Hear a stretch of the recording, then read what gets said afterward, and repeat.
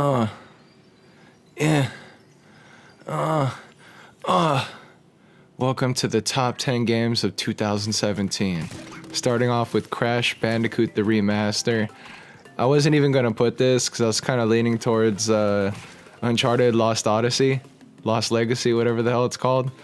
But I just like this game better. I thought it was a better value for your buck. You got the 4K, you got 3 games in one, plus they're all remastered with all these little time trials. It's fun as hell. There's so many more things in this game that you can just go back to. I like it, they kind of made it more fair on some of the collision detection on the platforms. They improved a lot of the frustrating moments and just made this game a lot more fun to play.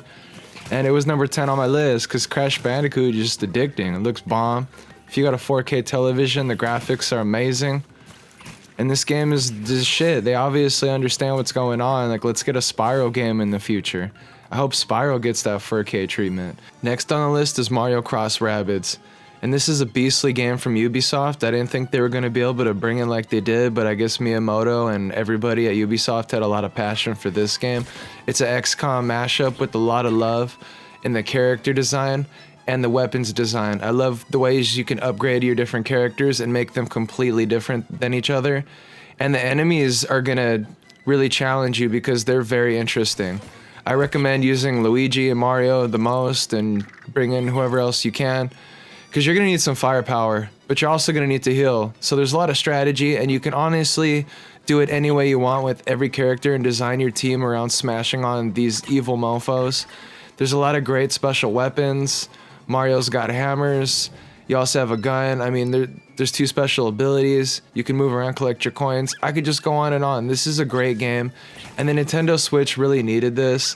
And that's part of the success of its first year, that this game was able to just give you something different.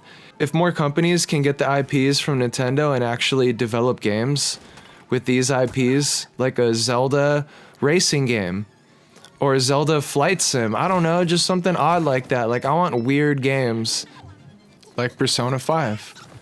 This is not the kind of normal RPG you'd think. It's a high school relationship simulator where you go in dungeons through an app into people's dark personas or their versions of reality that they see, and then you fight their demons with cards that represent personas, and you can combine them and use them to defeat your enemies. And your character has a persona that's built into them, and they also have attacks that are physical, or not, physical, like just melee, and they have their guns. And there's so many different things. There's teamwork. Like when somebody's down, you can push triangle and just bomb on them. But the deeper your personas or your relationships get in this game, the stronger your bonds, that's the stronger your powers get.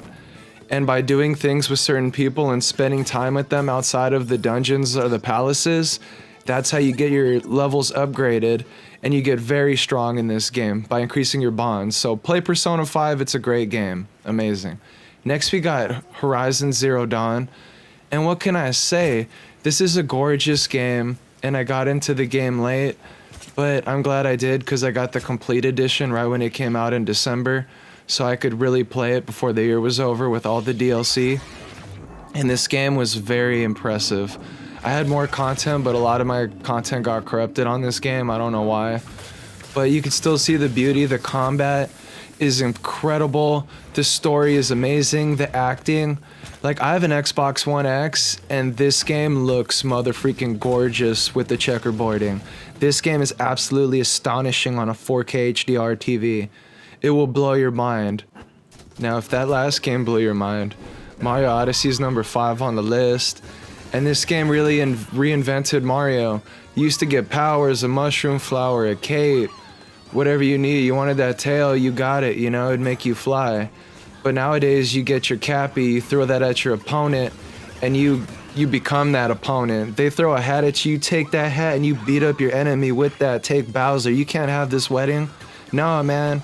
This game is way too fun.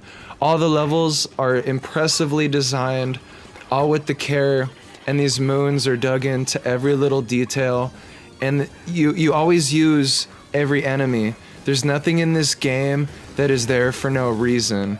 This is a well-crafted masterpiece reminiscent of Mario 64 that truly just made me feel like It was Christmas when I was a little kid back in '97. This brought back all those nostalgic memories for me, but just with those 2017 graphics on the portable. And next on the list, we got Injustice 2, and this was the best fighting game of the year by far. I played it on Xbox One X. I played it on the PS4 Pro. If you want me to have a comparison, for some reason I have it on both consoles, and it looks very good on both. You know, it's a little softer on PS4, but it may look better with the softness. I don't know, but it's very sharp on X, and it definitely runs at a higher resolution. Like, it's sharper. But besides all the tech talk and jargon about this game, it's impressive. You can always implement your strategy. You can save your meter. You can burn it. You can let it all go in one special. If you know what you're doing and you have good spatial awareness, you can always almost stall your opponent with low high kicks or aim projectiles in the air and really make it so certain opponents that are aerial can't really unleash on you. And big people like Bane, you can do enough chip damage to stop him from almost anything he will do, and you'll bring it back on him. So this is a masterpiece of a fighting game. And it's fighting game of the year by far. I could talk about it all day. The story, the facial animations, the character customization, the cutscenes are impressive. There's so much different gameplay modes. The online is spectacular, lag-free. It's so good. Now in the number 4 spot, we got Neo. This game blew my mind with the combat, with the different stances. If you don't change stances in between your attacks, then your stamina is not going to replenish good in this game. And when you're taking on fast piece of crap enemies like this that run and want to make your life hell, that's why I put this video in here. It really puts this game in a nutshell. If you're a person that quits easily at games because you lose a lot, you're not gonna like this game. It's very frustrating. You're gonna have to chase. You're gonna get killed by crazy enemies that pop out and just chop you up. Like, this game is gonna make you learn. But when you do learn, it's gonna be so gratifying for you.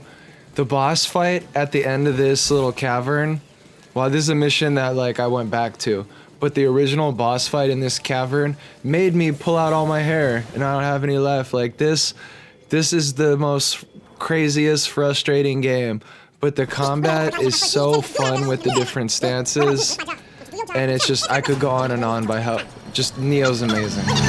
Holy crap, this is how you reboot a franchise. Resident Evil 7 deserves to be number 3 in the top 2017 games because it shines at everything a Resident Evil game should do.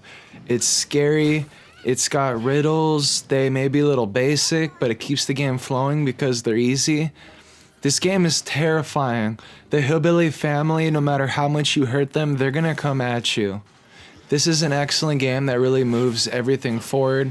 I love all the DLC. I love the power of being behind the PSVR and just commanding your weaponry and being completely terrified. This game had me not wanting to play it in VR anymore because it was just that frightening. But this game allows you to replay each circumstance completely different. I've played this where he got the car and he was trying to run me over, and I had to take him out in the car and stab him up from the door.